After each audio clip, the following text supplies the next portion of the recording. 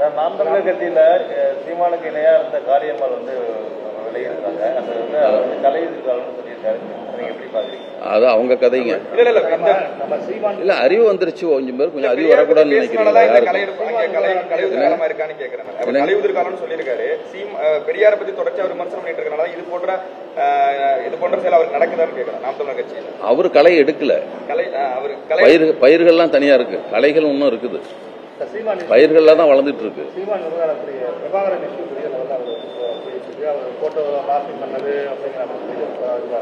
நீங்க கொடுத்து நீங்க அவரோட அவரை கூட்டிட்டு போய் எல்லாம் பண்ணி அந்த டைப்ல ஒரு தத்துவம் இருக்கு. நம்ம அதாவது அந்த போட்டோ உண்மையா மாத்தீங்க சீமான் பிரபாகரன் பார்த்து அவர் துப்பாக்கி வச்சு கொடுத்தாருங்கிறாரு. அதெல்லாம் உண்மையா?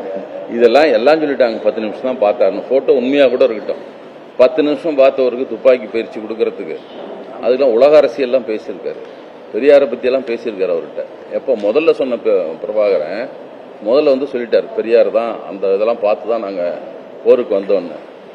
ஆவியாக இப்போ நான் 15 வருஷம் சொல்லிருக்காரு, திராவிடர்னா திருட்டு கும்பல் நம்பாத அப்படின்ட்டு. ஆவி அமுதாவளியாக பேசியிருப்பாருன்னு நான் சந்தேகப்படுறேன்.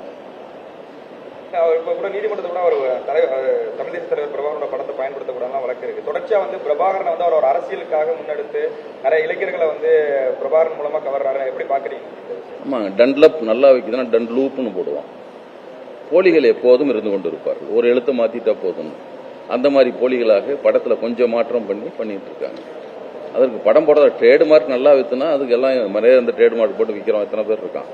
போலியா லேபிள் மட்டும் அடிச்சு ஒட்டிட்டு வியாபாரம் பண்றான். இவன் ஒரு போலி லேபிளை ஒட்டி சரக்கை விற்று கொண்டு இருக்கிறார். அவ்வளவுதான். ஆனா இப்ப தேர்தல் அரசியல்ல நீங்க இல்ல, இப்ப வரக்கூடிய 2026 தேர்தல் இப்ப உள்ள காலகட்டத்தில் எப்படி இருக்குன்னு பாக்குறீங்க? தேர்தலை பொறுத்தவரை எப்படி இல்ல, அது சாதனைகளை வச்சு பாக்குறோம். இதுவரைக்கும் யாரும் செய்யாத பல புதிய திட்டங்கள் நடைமுறைப்படுத்தப்படுகின்றன. எளிய மக்களை நோக்கி, பெண்களை நோக்கி, அவர்களுக்கு கல்வி அதிகாரப்படுத்துவதை நோக்கி திட்டங்கள் என்பது வருங்கால தலைமுறைக்கும் இவர்கள் மீது ஈர்ப்பு வரத்தக்க திட்டங்கள் தான் நிறைவேற்றப்படுகின்றன. அதே நேரத்தில் பெண்களுக்கு எதிரான திட்டங்கள் எதிராக இருக்குன்னு சொல்றீங்க. அதே போலதான் பாலியல் வழக்காக இருக்கட்டும், தொடர்ச்சியா பெண்களுக்கு எதிரான குற்றங்களும் அதிகரிச்சுட்டு தான் இருக்கு. நீங்க ஒண்ணு தப்பா புரிஞ்சுக்கிறீங்க. அட்ராசிட்டிஸ் வழக்கு நிறைய வருதுன்னா வழக்கு தருகிற தைரியம் ஒடுக்கப்பட்ட மக்களுக்கு வந்திருக்கிறது. பாலியல் வழக்குகள் வருதுன்னா பாலியல் வழக்கு கொடுத்தால் நடவடிக்கை எடுப்பார்கள் என்ற நம்பிக்கை வந்திருக்கிறது. வழக்கில் தர்றாங்க.